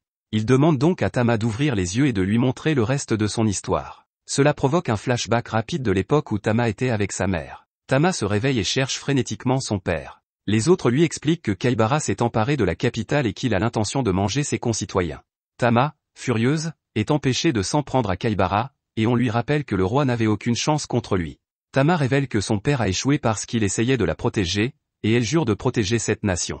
À ce moment-là, Annette se souvient d'une tragédie qui a coûté la vie à la mère et aux frères de Tama. Tout le monde dans le royaume a versé des larmes pour eux, il est donc clair qu'il se soucie beaucoup de la famille royale de Tama. Les gens perdront tout espoir si Tama tombe aux mains de Kaibara, alors Annette lui dit de laisser ses amis s'en occuper. Tama hésite, mais Annette lui rappelle qu'ils ont une arme secrète pour vaincre les habitants des autres mondes. Dazé dit à Nir, Annette et Mélo qu'il est temps de partir, et Tama apprend qu'elle a de très bons amis. Au château, notre groupe est confronté à des monstres qui ont reçu l'ordre d'éliminer tous ceux qui les approchent. Annette dit à Dazé de rester en arrière, mais il s'avance étonnamment et dit aux monstres qu'ils sont juste venus pour être mangés. Dazé dit qu'il a été inspiré par le discours de Kaibara. Dazé pense toujours à la mort, mais il n'a jamais envisagé d'être mangé à mort. Dazé dit aux monstres d'aller informer le roi, mais ils sont confus car c'est une demande étrange de la part d'un fou. Il leur dit de se dépêcher, mais cela ne fait que les jeter à nouveau en prison. Dazé demande à Annette de se calmer, mais elle l'accuse de tous les maux. Il ne s'inquiète pas du tout et révèle qu'il a caché un crochet dans le chapeau de l'enfant. De retour en ville, Briard découvre que Tama est parti. Au château, Kaibara se prépare pour son premier repas, mais les monstres arrivent pour lui parler de l'étrange humain qui est arrivé. C'est alors que Tama surgit de nulle part pour détruire l'un de ces monstres. Kaibara savait qu'elle finirait par arriver, mais le roi la traite d'idiote. Tama est manifestement furieuse, mais Kaibara se réjouit de pouvoir manger une demi-girl. Un retour dans le passé montre Tama regardant son frère s'entraîner avec son père. Le roi était dur avec lui parce qu'il était le prochain à devenir roi, mais Léon n'a pas reculé. Le roi détestait que Tama les observe toujours et elle supplia son père de la laisser s'entraîner elle aussi. Le roi lui dit de connaître sa place en tant que princesse et lui ordonne de mettre une robe avant de l'envoyer dans sa chambre. Tama dit à sa mère qu'elle détestait le roi parce qu'il ne la laissait pas étudier les arts martiaux. Elle souhaite ne jamais être née princesse, mais sa mère lui dit d'écouter attentivement ce qu'elle va dire. Nous revenons dans le présent où Kaibara dit qu'il savait que Tama viendrait s'il utilisait son père comme appât. Tama jure de détruire Kaibara de ses propres mains, mais Kaibara la distrait et lui assène une puissante attaque électrique. Elle subit de sérieux dégâts et son père l'appelle. Tama se rend compte que Kaibara vient d'utiliser l'une des attaques du roi, et Kaibara explique que c'est à cause de sa compétence surpuissante appelée gloutonnerie. Non seulement il gagne des capacités accrues en fonction de la chair qu'il mange, mais il peut même utiliser des compétences possédées par la chair. Kaibara se moque de Tama en lui disant qu'elle sera déchirée par les compétences de son père avant d'être mangée. Ailleurs, Annette est impressionnée car sa capture faisait partie du plan de Dazé pour entrer dans le château. Nier est heureux que Dazé n'ait pas vraiment voulu se faire dévorer, mais il ne sait pas à quel point Dazé est fou. Annette pense qu'il devrait se dépêcher de trouver l'autre monde, mais Dazé a prévu autre chose. Dazé les emmène dans la chambre de la reine, mais Nier pense qu'il ne devrait pas fouiner. Dazé dit qu'il a besoin de ses compétences exceptionnelles, alors le gamin change d'avis et s'introduit dans la commode de la reine. C'est là que nous voyons ce que Dazé cherchait depuis le début. De retour auprès de Tama, Kaibara prend le contrôle du combat en la frappant de toutes parts. Il est d'accord avec son père lorsqu'il lui fait remarquer que ses arts martiaux sont inutiles. Un coup d'œil en arrière montre qu'elle se demandait pourquoi Léon s'entraînait toujours. Léon admet qu'il n'est pas un très bon combattant et dit que Tama a peut-être même plus de talent que lui. Cependant, le fait qu'il soit mauvais l'incite à s'entraîner davantage afin de ressembler davantage à leur père. Son but était de pouvoir protéger leur famille et la nation entière. Cela motive Tama à continuer à se battre, mais le roi lui fait remarquer à quel point Kaibara est plus fort qu'elle. Tama s'en rend compte également, mais elle explique que Léon n'aurait pas abandonné, et qu'elle ne le fera pas non plus. Kaibara rit comme un fou parce qu'il dit qu'il se sent plus vivant lorsqu'il mange de la chair fougueuse comme la sienne. Kaibara se rend compte aujourd'hui que sa vie passée n'avait pas de sens, mais que tout cela l'a mené jusqu'à ce jour. Dans son ancien monde, Kaibara était vraiment malheureux, et il aurait tout aussi bien pu être mort. Il est né dans un gigantesque manoir et ses parents lui ont tout acheté. Son assiette était toujours remplie de nourriture, mais son cœur devenait de plus en plus vide. Cela lui donnait envie d'essayer de manger quelqu'un, mais on l'en empêchait et il restait insatisfait. De l'extérieur, tout le monde pensait qu'il avait de la chance, mais Kaibara se sentait comme un animal en cage. Kaibara avait déversé sa frustration sur un sans-abri, mais ce n'était pas suffisant, et il pensait être la personne la plus malheureuse du monde. C'est alors que Truck-kun est venu à sa rescousse, et Kaibara a souri avant d'être écrasé. C'est ainsi qu'il est venu dans ce monde, et maintenant il mange tout ce qu'il veut. Le roi hurle à l'agonie tandis que Kaibara se dirige vers Tama, mais il est arrêté par Dazé qui surgit de nulle part. Dazé dit que cette histoire est si ennuyeuse qu'il ne peut pas supporter de l'écouter. Kaibara tente de contrôler sa bouche monstrueuse, mais celle-ci reste étonnamment immobile. Cela ne s'est jamais produit auparavant, et Kaibara se rend compte que ses instincts refusent de manger Dazé. Annette arrive pour déclarer que Dazé a la capacité de bannir les êtres d'un autre monde de ce monde, et elle demande à Dazé d'écrire l'histoire de Kaibara. Elle lui demande héroïquement d'utiliser son don de conteur, mais Dazé refuse. Il explique que Kaibara est un homme ennuyeux et que se vanter de son propre malheur ne vaut pas la peine d'être écrit. Kaibara, agacé, exige le respect et déchaîne les passions.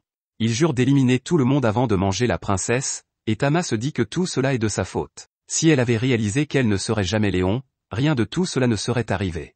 Tama sanglote en se reprochant tout, mais Dazé la réconforte et lui dédie une histoire. Comme il l'avait espéré, le destin malheureux de Tama valait la peine d'être écrit. Tama ouvre le livre, libérant son pouvoir, et Annette remarque qu'il s'agit du cadeau de Dazé. C'est assez choquant, car elle se demande maintenant si son pouvoir fonctionne même sur les non-hommes de l'autre monde. Elle est interrompue par l'attaque de Kaibara. Dazé a appris le passé de Tama, et il s'est rendu compte que sa gentillesse la poussait à réprimer ses vrais sentiments.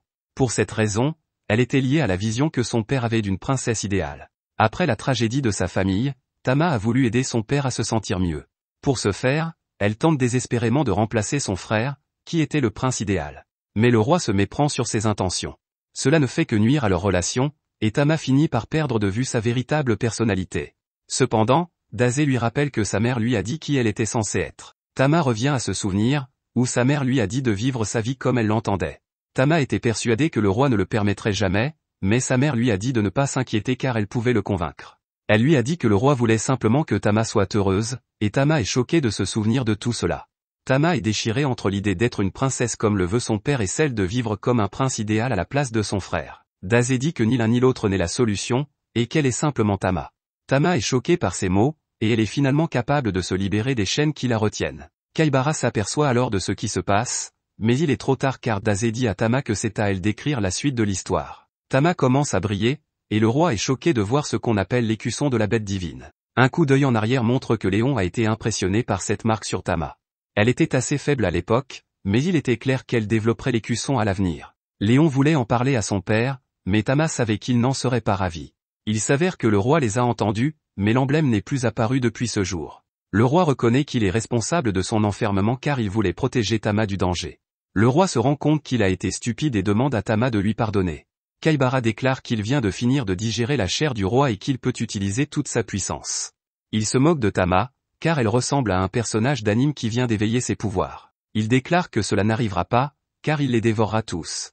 Daze lui dit qu'il a tort car, même lorsque les gens sont poussés au plus profond du désespoir, ils sont toujours capables de trouver un seul fil d'espoir. Tama libère une partie de son pouvoir et le roi demande à sa femme et à son fils de la protéger. Tama charge Kaibara, mais celui-ci se prépare à utiliser toute la puissance du roi.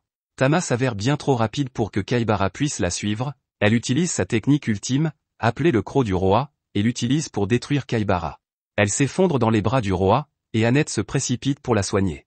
Le roi est bouleversé lorsqu'il se rend compte que Daze a lu le journal de la reine, et Daze se demande s'il sera condamné à mort à cause de cela. Le roi refuse, car il est reconnaissant à Daze d'avoir aidé sa fille. Daze ne s'attribue pas beaucoup de mérite et dit qu'il n'a fait qu'écrire un livre. Les gars sont impressionnés que Tama ait pu utiliser le croc du roi, mais Briard peut voir que sa technique n'est pas encore complète. Juste à ce moment-là, Kaibara revient sous une forme monstrueuse, ce qui choque le roi car il était sûr que Tama l'avait éliminé. Kaibara se demande pourquoi il a été ramené à la vie, mais un souvenir lui fait comprendre ce qui se passe. Il lui explique qu'il est l'un des 7 héros qui ont vaincu le Seigneur des Ténèbres. Kaibara décide de dire la vérité et révèle qu'il a secrètement mangé la chair du Seigneur des Ténèbres quand personne ne regardait. Tout le monde est horrifié par cette révélation, et Kaibara dit qu'il sent le pouvoir monter en lui à l'infini. Kaibara devient enfin le prédateur de haut niveau qu'il a toujours voulu être, et il déclare que c'est fini pour tout le monde. Mais à ce moment-là, tout le monde est choqué de voir Valdelia lui trancher la tête. Le psychotique Kaibara est heureux de voir la fille du Seigneur des Ténèbres car il voulait lui dire que son père était délicieux. Il tente de la tourmenter en lui décrivant les derniers instants de son père, mais Valdelia l'anéantit d'une puissante explosion. Tout le monde est stupéfait par son incroyable puissance, mais Daze se contente de saluer la fille dont il dit qu'elle a les yeux tristes. Valdelia se demande comment Daze est encore en vie, mais il lui demande simplement si elle se sent mieux après avoir éliminé l'un des agresseurs de son père. Valdelia est choquée par sa désinvolture, elle lui dit qu'elle l'éliminera la prochaine fois et s'en va. Daze se rend compte que même après avoir éliminé Kaibara et vengé son père, la tristesse est restée dans les yeux de Valdelia. Daze est très intrigué par elle, et il aimerait un jour écrire son histoire. Le lendemain, les gens commencent à reconstruire la ville, et notre groupe est remercié pour avoir sauvé la capitale. Il s'avère que Tama a décidé de rester pour soutenir le roi. Elle manquera beaucoup à notre groupe, mais il respecte sa décision. De retour au château, le roi se demande pourquoi Tama est dans sa chambre. Il lui répond qu'elle est réservée aux princesses dames et non aux garçons manqués. Le roi lui dit alors qu'elle devrait accompagner les voyageurs, car il n'a pas besoin d'être protégé par quelqu'un qui manque d'entraînement. Tama comprend qu'il essaie simplement de faire ce qu'il y a de mieux pour elle, et le roi lui ordonne de revenir au château à la fin de son voyage. Tama se précipite hors du château et remercie son père. Elle promet de devenir une puissante artiste martiale comme lui et lui dit au revoir. Briard se moque du roi qui ne sait pas comment parler à sa propre fille, mais le roi est sûr que Tama a compris ce qu'il ressentait. Le roi regarde le journal de sa femme et pense à sa famille. De retour dans notre groupe, Daze dit que, contrairement à Annette, Nier n'a absolument aucun talent pour traîner un cercueil. Nier lui dit de marcher sur ses 2 jambes, mais ce ne sera pas nécessaire. Tout le monde s'enthousiasme en voyant leur ami, et Tama rejoint le groupe. Notre groupe arrive devant un arbre géant, mais le visage de Daze n'est pas à la hauteur de son enthousiasme. Il s'agit du célèbre arbre du monde, un arbre sacré qui veille sur la nation. Il est censé protéger tous ceux qui le visitent, et il y a un joli petit village juste à côté. Tama veut désespérément donner des explications, mais Annette l'ignore. Annette suggère qu'elle prie pour que le village soit en sécurité, mais Tama lui fait payer son ignorance. Daze demande aux filles de se dépêcher de traîner son cercueil, et tout le monde est choqué de constater que le petit village tranquille a été transformé en casino. Les villageois avaient l'habitude de vivre une vie simple en harmonie avec la nature, mais maintenant ils ne sont plus qu'une bande de gens qui se poignardent les uns les autres pour une raison ou une autre. Daze n'a plus de pilules sédatives et se demande s'il y a de bons arbres dans les environs pour qu'il puisse se suicider. Il faut dire à Daze d'arrêter de manger des cailloux sur le sol car les autres veulent aller parler au maire. Le maire révèle qu'il y a quelques mois, des habitants d'un autre monde sont venus voir l'arbre-monde et ont commencé à vivre dans le village. Ils ont construit le casino, qui a attiré toutes sortes de fous venus de partout. Le maire leur montre une feuille mourante et leur explique que depuis l'arrivée des extraterrestres, l'arbre-monde s'est affaibli de jour en jour et a commencé à se flétrir. L'arbre est manifestement attristé par l'arrivée des habitants de l'autre monde, et le maire demande donc l'aide de notre héros. Dazé a lui aussi une requête à formuler. Il demande au maire s'il peut remplir son conteneur de pilules sédatives. C'est alors qu'un type qui a entendu leur conversation déclare qu'il va sauver l'arbre. Il s'agit d'un autre homme du monde nommé Yamada, et nos héros supposent qu'il cherche à se battre. Yamada leur assure qu'il n'est pas comme les autres, car il veut vraiment apporter la paix dans le monde. Annette veut aider Yamada à sauver l'arbre-monde, mais elle remarque que Dazé est parti depuis longtemps. Dazé se sent léger sur ses pieds et il remarque que sa posture s'est améliorée. Son corps et son esprit sont en pleine forme, ce qu'il déteste. Il voit une grotte d'où s'échappe de la fumée, ce qui lui fait dire qu'il y a beaucoup d'immoralité à l'intérieur. Dazé se précipite dans la grotte et constate qu'il avait raison, c'est un endroit malsain et corrompu. Dazé demande s'il peut se joindre à eux, mais une fille apparaît et lui propose de l'emmener dans un endroit plus amusant. C'est finalement un bar où la fille pense que Dazé a trop bu. Dazé lui répond que sa vie est incroyablement triste et qu'il essaie de boire jusqu'à ce qu'il cesse d'être vivant. Elle lui explique que c'est dans cette grotte que se rendent les personnes dépendantes des feuilles de l'arbre-monde qui soulagent la douleur. Dazé dit qu'il n'arrive pas à dormir lorsqu'il pense à son corps en bonne santé, alors la jeune fille lui propose de l'aider à s'endormir. Elle dit qu'elle peut le faire s'il la regarde danser, mais Dazé ne la croit pas. Elle lui dit de regarder, ce qu'il fait. La danse commence et Dazé la regarde attentivement. Cela semble fonctionner, et Dazé qualifie la soirée d'agréable. Ailleurs, Annette émet d'horribles pleurs en se demandant où est passé Dazé. Elle est horrifiée lorsque la jeune fille arrive avec Dazé évanoui. Le maire se fâche car il a dit à la jeune fille, nommée Esh, de ne jamais venir chez lui. Esh souhaite une bonne nuit à Dazé et s'en va, mais le maire l'appelle une autre personne qui a été ruinée. Esh est connue comme une sorcière et a une terrible réputation. Elle était la seule personne assez puissante pour combattre les extraterrestres lorsqu'ils construisaient le casino, mais elle n'a même pas essayé de les arrêter. Au lieu de cela, elle a construit un bar, et tout le monde la déteste pour s'être rangée du côté des autres mondes. Esh s'est toujours tenue à l'écart des autres, si bien qu'on ne sait pas grand-chose d'elle. Aujourd'hui, elle fait fortune en charmant les démons déchus avec de l'alcool et de la danse. Les villageois ont commencé à la traiter de sorcière perfide et Yamada décide qu'elle devra répondre de ses actes devant la justice, tout comme les habitants de l'autre monde. Le maire est heureux d'entendre cela et supplie Yamada de sauver leur ville. Le lendemain, Dazé se rend quelque part, mais Annette lui rappelle que la bataille contre les habitants de l'autre monde va bientôt commencer. Dazé répond qu'il n'a jamais accepté cela et qu'il veut juste la paix qu'il trouve dans le bar. Annette tente de l'arrêter, mais Yamada explique qu'il est trop tard car Dazé a été charmé par la sorcière. Annette refuse de le laisser partir, mais Yamada lui assure que Dazé reprendra ses esprits lorsqu'ils auront réparé la ville. Au bar, Dazé remercie Esh de l'avoir aidé à oublier son passé, ce qui lui a permis de s'endormir. Esh le met en garde contre le fait d'être proche d'elle car elle pourrait le ruiner, mais c'est exactement ce que veut Dazé. Les deux hommes portent un toast et Esh explique la légende de l'arbre-monde, lorsque l'esprit de l'arbre descend, tous les faibles et les malades sont sauvés. Esh suggère à Dazé de prier l'arbre pour soulager sa douleur, mais il la surprend en lui révélant qu'il sait que c'est elle qui veut être sauvée. Dazé dit que sa danse était pleine de tristesse et qu'elle ne sait plus où donner de la tête. Juste à ce moment-là, une bande de gars arrive pour commander des boissons. Un voyou menace un type qui a perdu tout son argent et lui dit de le récupérer, sinon il lui prendra ses reins. Le voyou explique à son patron que le casino ne leur rapporte plus autant parce que moins de gens jouent, et il se demande s'il ne devrait pas déplacer le casino. Le patron lui répond que ce n'est pas nécessaire car il suffit d'attirer les villageois de l'autre côté du pont voisin. Ce sera également facile car ils n'auront qu'à leur montrer à quel point le jeu est amusant et à les rendre accros aux feuilles de l'arbre-monde. Esh rappelle au patron qu'il a promis de ne pas déranger les villageois et que seuls les habitants des autres mondes sont censés jouer. La patronne dit que c'est inévitable et explique qu'elle gagnera beaucoup plus d'argent avec les nouveaux clients. Esh s'en moque et rappelle au patron qu'elle lui a versé une tonne d'argent pour sa protection afin qu'il ne touche pas aux gens de l'autre côté du pont. Le patron l'ignore et demande à son homme de main de rendre quelques personnes de l'autre côté du pont dépendantes des feuilles. Esh tente de l'arrêter, mais elle se fait jeter de côté. Dazé dit que les femmes comme elle ne devraient pas être appelées des sorcières parce qu'elle est en fait un ange. À ce moment-là, le sol tremble et les malfrats sont choqués de constater qu'une partie de leur casino a été détruite. Yamada dit aux voyous qu'il est temps de faire face à la justice, et il inclut la sorcière. Yamada se prépare à les punir, mais Dazé arrive, contrarié que Yamada ait gâché sa journée paisible. Dazé ne supporte pas les grandes personnes comme Yamada, et Yamada dit de Dazé qu'il est une honte pour les habitants de l'autre monde. Yamada lui demande de bien réfléchir à ce qu'il va faire, mais Dazé reste assis. Dazé n'a jamais respecté quelqu'un qui lui faisait la leçon, et il n'est pas non plus du genre à écouter un donneur de leçons.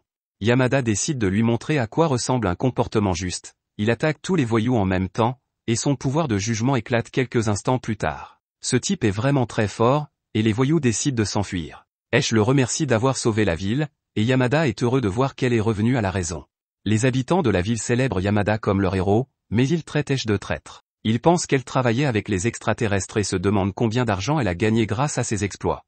Yamada tente de leur faire comprendre qu'elle a changé, mais les habitants lui demandent toujours de quitter la ville. Dazé s'avance devant la foule en colère et déclare que tous les gens sont des ordures sans valeur. Il pense qu'il prend le parti de la sorcière, mais Dazé explique qu'Esh était la seule à se battre pour protéger la ville. Tous les soirs, elle s'assurait que les voyous étaient heureux et les contrôlait afin qu'aucun mal ne soit fait aux habitants de la ville. Sans elle, les voyous se seraient attaqués aux villageois depuis longtemps.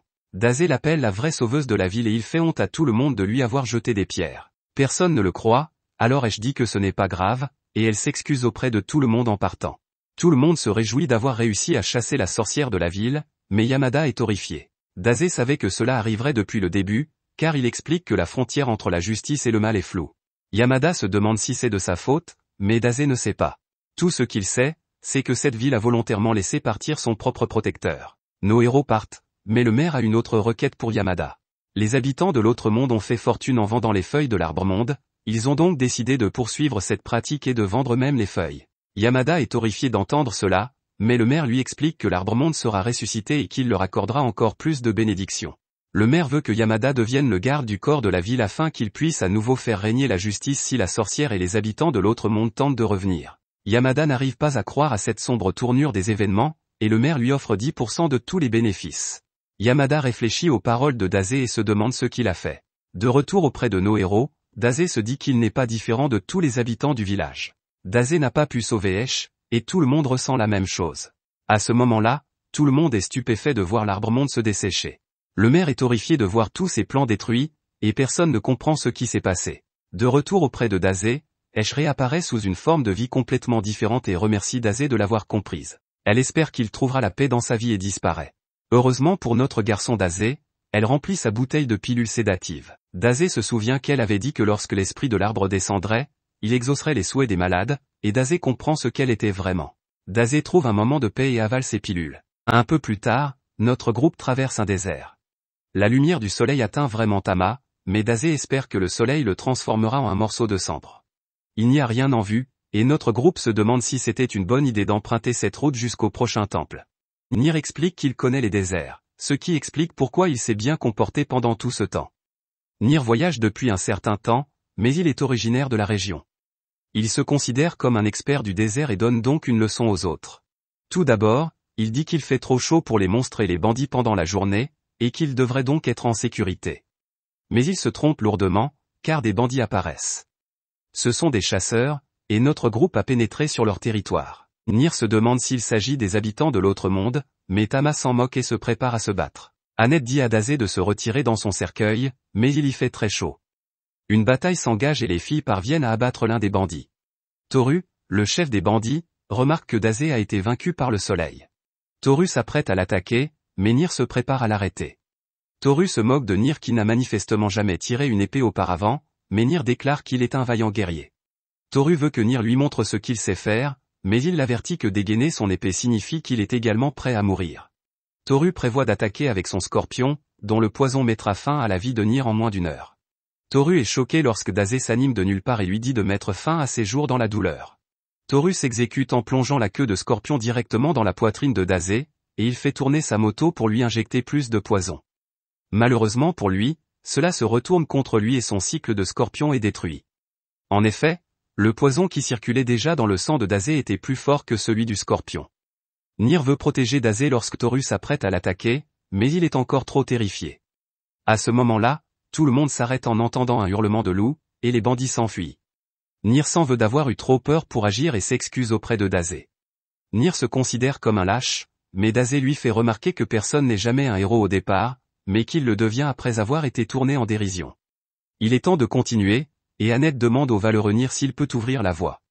Nier les emmène dans un orphelinat voisin, et tous les enfants sans parents lui souhaitent la bienvenue. Tout le monde se régale d'un festin préparé par mademoiselle Cathy, qui explique que quelqu'un leur a fait don de nourriture. Elle aimerait remercier cette personne, mais elle ne se manifeste jamais. Dazé déclare d'emblée que la nourriture n'a aucun goût et qu'il aimerait quelque chose avec un assaisonnement synthétique. Mademoiselle Cathy n'a aucune idée de ce que c'est, mais Annette prend soigneusement note des besoins de Dazé. Les enfants n'hésitent pas à rappeler que Nier a dit qu'il ne reviendrait pas tant qu'il ne serait pas devenu un héros. Nier rétorque qu'il fait partie d'un groupe de héros, et les enfants sont stupéfaits.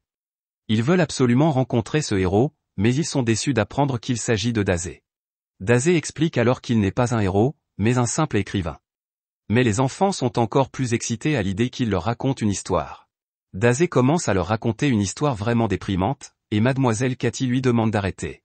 Ce soir-là, ils entendent à nouveau le loup hurler et mademoiselle Cathy leur explique qu'un loup affamé hante la région. Elle les avertit que s'ils veulent vivre, ils doivent rester à l'intérieur. Mais nous voyons que Dazé profite d'une promenade nocturne. L'animal de compagnie de Dazé s'affole, et nous voyons que quelque chose vient de massacrer des monstres à proximité. Nier est réveillé lorsqu'il reçoit des dégâts de Tama, et il est terrifié de voir une ombre passer devant la fenêtre. Nier sort courageusement pour vérifier, mais il est terrifié lorsqu'il tombe sur un voleur. Le gars dit qu'il ne fait rien de suspect, et Nier se rend compte que c'est lui qui a apporté de la nourriture. Ce type aime faire sourire les enfants, mais il ne le montre pas, car il lui suffit de regarder secrètement par la fenêtre. Nier le traite d'énergumène, mais ses intentions sont pures. Nier explique comment ses parents sont morts, et apparemment son père lui a laissé cette épée. Nier voyage pour devenir un jour un vaillant guerrier digne de l'épée. S'il devient un guerrier, les orphelins pourront être fiers de venir du même orphelinat que lui. Le garçon pleure en entendant une histoire aussi noble et assure à Nier que ses parents sont fiers de lui au paradis. Le garçon écoute avec enthousiasme d'autres histoires de Nier, et nous voyons que Dazé a écrit dans son livre. Les deux hommes discutent jusqu'au matin, et Nier invite l'étranger à entrer pour prendre le petit déjeuner. Ce dernier refuse, car il se contente de les soutenir dans l'ombre. Le gars ne pense pas qu'il mérite d'être en présence des enfants de toute façon, mais Nier lui demande s'ils peuvent faire quelque chose. Nier demande au gars de l'emmener à l'oasis qu'il a trouvé, et il passe la matinée à récolter de la nourriture. De retour à l'orphelinat, Dazé s'éloigne des enfants ennuyeux en se réfugiant dans son cercueil. À ce moment-là, tout le monde est choqué lorsque des paniers de nourriture apparaissent de nulle part. Cette nuit-là, Nier est épuisé et mademoiselle Cathy lui révèle qu'il s'est passé quelque chose de terrible. Nier se réveille et elle lui révèle qu'un des orphelins a été enlevé. Ce sont les bandits, et Toru exige que le responsable de l'orphelinat vienne lui parler. Les filles disent à tout le monde de rester à l'intérieur et promettent de sauver Nat. Ils se précipitent à l'extérieur, mais Toru est impatient de se venger, et tout le monde commence à se battre. Nier ne peut toujours pas se résoudre à faire quoi que ce soit, alors l'étranger de tout à l'heure apparaît pour emmener Nier en lieu sûr. Nier est furieux contre lui-même de ne pas être capable de bouger face au danger, et il se demande pourquoi il est si lâche. À ce moment-là, l'étranger commence à avoir des flashbacks. Il devient très sérieux et dit calmement à Nier de se cacher pendant qu'il s'occupe de tout. Il révèle que dans son ancien monde, il a perdu quelque chose d'important à cause de ses jambes. Nier est choqué et commence à comprendre ce qu'est cet homme. L'étranger ne peut pas réparer le passé, mais il déclare qu'il a maintenant un pouvoir incroyable. Il commence à se transformer et déclare qu'il a maintenant le pouvoir de tuer des hommes immondes qui rendraient triste un gentil garçon comme Nier. Nier est stupéfait de voir l'étranger se transformer en loup, et nous voyons que Dazé l'observe. L'étranger se déchaîne et s'acharne sur les bandits. Toru tente de s'enfuir, mais l'étranger est trop rapide. Il pense que les personnes qui lui ont pris quelque chose de cher sont exactement comme ces terribles bandits. Le loup se prépare à mettre fin à la vie de Toru, et Dazé le regarde avec impatience. Nier se souvient que l'étranger aurait aimé être aussi gentil que lui, et Nier se met à pleurer. Il trouve enfin le courage en lui, dégaine son épée et arrête l'étranger déchaîné. Nier lui rappelle que s'il élimine le bandit, il ne sera plus jamais la personne gentille qu'il était. L'étranger continue de poursuivre le bandit, mais Nier l'arrête à chaque pas. Le loup, furieux, s'en prend alors à Nier, et tout le monde est horrifié lorsque Nier décide de lâcher son épée. Nier ne bouge pas d'un pouce, et le loup arrête étonnamment son attaque. La transformation est annulée et l'homme reprend ses esprits. Par la suite, l'étranger explique qu'il était comme Nier. Il a perdu ses parents lorsqu'il était jeune et a vécu une vie solitaire. Un jour, un garçon lui a tendu la main pour l'aider, et c'était la première fois que l'étranger faisait l'expérience de la gentillesse d'une autre personne. Malheureusement, le bonheur n'a pas duré longtemps. Un jour, le garçon s'est fait battre et l'étranger était trop terrifié pour l'aider. Il a décidé de s'enfuir et s'est fait renverser par Truck-kun. Il n'a jamais pu oublier ce jour, et c'est à cause de ses jambes qu'il a dû abandonner son ami. À ce moment-là, Dazé lui fait remarquer qu'il ne fait que se souvenir des choses pour se sentir mieux. Ce ne sont pas ses jambes qui sont responsables de ce qui s'est passé, mais son cœur fragile. Nier supplie Dazé d'arrêter car il sait ce que ressent l'étranger. Nier s'enfuit toujours et ment parce qu'il est lui aussi un lâche. Il promet cependant de faire de son mieux la prochaine fois pour ne pas se perdre. Nier supplie Dazé de ne pas blâmer le gars, et l'étranger remercie le gamin. Il explique que Nier est beaucoup plus courageux qu'il ne le pense, car Nier a risqué sa vie pour l'arrêter alors qu'il était en train de se déchaîner. Il admet qu'il est un lâche plein d'excuses, mais que Nier est vraiment un vaillant guerrier. À ce moment-là, tout le monde est choqué par l'activation du pouvoir de Dazé. Dazé reconnaît que cet homme est un lâche, mais il est aussi beaucoup plus gentil que la plupart des autres. Malgré sa lâcheté, l'homme menaçait les malfaiteurs le jour et vainquait les monstres de la région la nuit. La plupart des habitants de l'autre monde ont été corrompus par leur nouveau pouvoir, mais cet homme a choisi d'aider les autres grâce à son pouvoir. Dazé remercie Nier parce qu'il vient de lui apprendre que c'est sa propre arrogance qui a fait de l'étranger un raté. Dazé déchire une page de son livre et les enfants peuvent enfin remercier l'étranger pour tout ce qu'il a fait pour eux. Le type dit qu'il est heureux d'avoir rencontré tout le monde, et il est téléporté au loin. Dazé n'est pas sûr de savoir où il est allé, et Nier se contente de remercier l'étranger et de lui dire au revoir. L'étranger réapparaît dans son ancien monde et son ami l'aide à se relever. Ailleurs, la mystérieuse femme de tout à l'heure est informée de ce qui est arrivé à Kaibara. Il n'a pas réussi à conquérir Grou, et un certain Sengoku se débat lui aussi dans le désert. C'est compréhensible, car les forteresses naines sont réputées impénétrables. Les nains bénéficient également de l'aide d'une personne connue sous le nom de magicien des ouragans. La guerre qu'ils mènent contre les nains montre qu'ils ont une armée de lézards qui se bat pour eux. Aisha aide les nains, mais elle aimerait que Wolf prenne la bataille plus au sérieux. Wolf lui dit de se détendre pendant qu'il se saoule, mais Aisha lui rappelle qu'il est le chef de cette nation. Wolf lui répond qu'il n'est qu'un prêtre et que les nains ont décidé d'eux-mêmes de l'appeler leur chef. Sengoku, également connu sous le nom d'ange de la misère, ordonne à ses troupes d'attaquer, et Aisha demande à Wolf de faire quelque chose. Wolf demande au roi des nains, Doran, d'attirer les ennemis quelque part, mais Doran refuse grossièrement d'obéir à ses ordres. Il dit à Wolf de s'asseoir et de regarder, et il défonce l'armée ennemie. Doran décide de faire ce que Wolf a demandé, et dit aux lézards de le suivre s'ils veulent prendre sa tête. Aisha se demande ce que Wolf prépare, mais il lui dit simplement de rester en retrait pendant qu'il lance un sort. Ce sort anéantit une grande partie de l'armée ennemie, si bien que Sengoku décide de battre en retraite. Wolf décide de ne pas les poursuivre, mais il est choqué de voir qu'il a pris un citoyen au hasard dans son attaque. Aisha dit qu'elle le connaît, et il s'avère qu'il s'agit de Dazé. Cette nuit-là, les nains célèbrent leur victoire et Doran déclare que les 7 anges déchus ne sont pas à craindre. Doran accuse l'église d'être à l'origine du problème des Otherworlders que tout le monde rencontre, mais Wolf ne le laisse pas parler en mal de son patron. Wolf félicite les nains pour leurs efforts incroyables au combat, mais Doran le traite de faible elfe tout en complimentant sa force. Notre groupe est là aussi, et Annette explique qu'ils étaient perdus dans le désert avant que Dazé ne soit pris dans la tornade. Annette est contente qu'il ait été dans son cercueil quand c'est arrivé, mais pas Dazé. Il souhaite ne pas avoir survécu et doit maintenant trouver un autre cercueil. Wolf salue Annette et Melo voit le monstre de ses rêves. Wolf s'excuse pour l'accident, mais Dazé lui reproche de ne pas avoir mis fin à sa vie. Dazé lui est reconnaissant de lui avoir permis de vivre une nouvelle expérience de mort imminente, mais Wolf le trouve bizarre. Aisha explique que la nation est en guerre contre l'un des 7 anges déchus. Tama déclare qu'elle vient de vaincre l'un d'entre eux, mais Wolf pense qu'elle se trompe. Il ne pense pas qu'elle soit assez forte pour vaincre l'un de ses ennemis, mais Tama leur dit de ne pas sous-estimer son équipe. Elle explique que Dazé a la capacité de téléporter les habitants d'un autre monde, et Wolf explique que le pape s'est intéressé à cette capacité. Wolf pense qu'ils n'ont pas besoin de Dazé, car toutes les capacités sont inutiles face à sa magie. La tension monte, mais Aisha dit que Wolf a simplement trop bu. Wolf dit qu'ils vont s'occuper des 7 anges déchus sans l'aide de Dazé, alors il leur dit de rester assis et de regarder. Ce type est un vrai salaud, et notre groupe se demande s'il est vraiment un gros bonnet.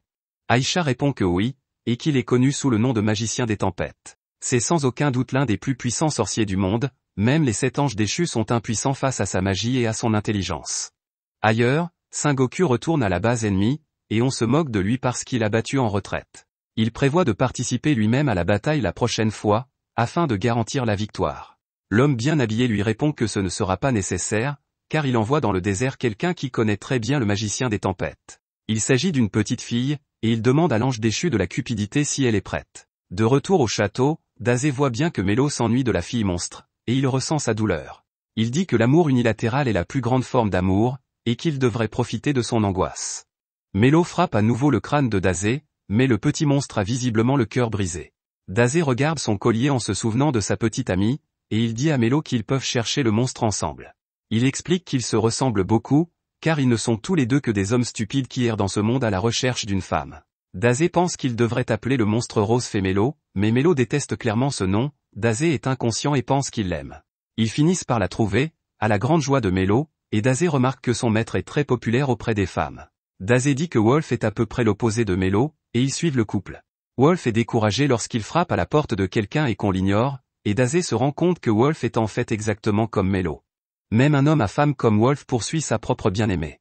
Wolf parle à la personne qui a franchi la porte et lui explique que la guerre est toujours en cours, mais il promet de revenir vivant. Il fait une autre promesse, mais Dazé décide qu'ils ne doivent plus l'écouter. Le lendemain, l'ennemi recommence à attaquer et Tama veut participer au combat. Doran lui rappelle qu'ils sont des invités et déclare qu'il s'occupera lui-même de l'ange déchu. Il prononce un discours inspirant avec Wolf, et la bataille commence. Wolf aide les nains depuis le ciel et leur fait remarquer qu'ils écrasent l'ennemi. C'est alors qu'Aïcha, horrifiée, voit arriver un dragon qui attaque les nains. Il s'agit d'un dragon légendaire qui était autrefois sous le commandement du Seigneur des Ténèbres. La bête terrifiante est désormais sous le contrôle des anges déchus, mais Wolf, confiant, est déçu que ce soit leur atout. Ce n'est pas grave, car il a déjà abattu des dizaines de dragons. À ce moment-là, Doran panique en réalisant que ce n'est pas Sengoku qui chevauche le dragon. Mais Wolf s'en moque, car il a l'intention de les mettre en pièces avec sa magie, peu importe qui ils sont. Il se prépare à attaquer en toute confiance, mais il est choqué lorsqu'il réalise qui chevauche le dragon. La jeune fille arrête le dragon juste devant Wolf et salue son maître. Aïcha se demande ce qui ne va pas chez Wolf, qui commence à trembler et se demande ce qui se passe. Il est figé, incrédule, et la jeune fille s'empare de lui. Aïcha s'effondre alors que son énergie est drainée par le pouvoir de la jeune fille, et celle-ci promet de mettre fin à la vie d'Aïcha lorsqu'elle en aura fini avec Wolf. Elle s'enfuit avec Wolf, et Aïcha dit aux nains qu'ils doivent battre en retraite. Ils se réunissent pour qu'Aïcha puisse expliquer la situation, et elle se demande qui est la jeune fille. Les forces naines sont en ruine et les lézards se rapprochent. Le roi Doran est furieux car, à ce rythme, le château va tomber. Dazé fait remarquer à Melo que Femelo est en larmes après avoir perdu son maître, et il lui rappelle ce que les hommes doivent faire lorsqu'ils voient une femme pleurer. Wolf ne la console pas et s'enfuit, mais c'est exactement ce que Dazé avait en tête. Wolf a manifestement un passé compliqué, et Dazé est persuadé que la fille à qui Wolf a essayé de parler doit savoir quelque chose. Dazé se rend chez la jeune fille et lui dit qu'il aimerait lui poser quelques questions sur Wolf. La jeune fille ouvre la porte, mais Dazé est choqué de voir qu'il s'agit d'une femme très âgée. C'est une énorme surprise, mais Dazé admet que cela rend les choses intéressantes. Ailleurs, nous voyons que la jeune fille a amené Wolf au temple de Dritten. C'est un endroit qu'ils connaissent tous les deux, et Wolf l'appelle Yuriko. Des gardes arrivent pour aider Wolf, mais Yuriko ne les laisse pas se mettre en travers de son chemin. De retour au château, Aïcha explique que la jeune fille pourrait être l'une des élèves de Wolf. Auparavant, Wolf était plus passionné que quiconque par l'entraînement des extraterrestres, mais un jour, il a soudainement arrêté et a commencé à se noyer dans l'alcool. Aïcha ne sait pas pourquoi, mais cela n'a pas d'importance car ils doivent sauver Wolf. Elle veut que Doran envoie des soldats au temple, mais il n'en a pas à sa disposition. Les filles disent qu'elles prendront le travail à sa place, mais elles remarquent que Dazé a disparu. Personne ne l'a vu depuis la veille, et elles sont toutes choquées lorsqu'il arrive avec la vieille femme. Dazé leur dit simplement de continuer leur conversation, mais Annette se demande pourquoi Dazé trouve toujours de nouvelles femmes. Un peu plus tard, nous voyons que notre groupe s'est préparé à sauver Wolf. Les nains sont connus pour être des artisans experts, et ils n'ont pas laissé tomber leur groupe avec ce nouvel équipement. Dazé est déçu de voir que l'objet qu'il a commandé n'est pas encore arrivé, mais les autres n'arrivent pas à croire qu'il ait besoin d'équipement. Doran explique que l'objet demandé par Dazé est trop spécialisé et que les artisans sont désorientés, ce qui leur prend du temps pour le terminer. Dazé est déçu par les artisans, mais Doran en a assez de lui. Nir fait remarquer que la traversée du désert sera extrêmement éprouvante, et Toru surgit de nulle part. Ils n'ont pas le temps de faire des bêtises, alors Tama se prépare à le détruire, mais Toru dit qu'il a changé de voie. Désormais, il dirige une compagnie de bus le jour et garde l'orphelinat la nuit. Tama n'a aucune idée de ce qu'est un bus, alors Toru lui fait une démonstration.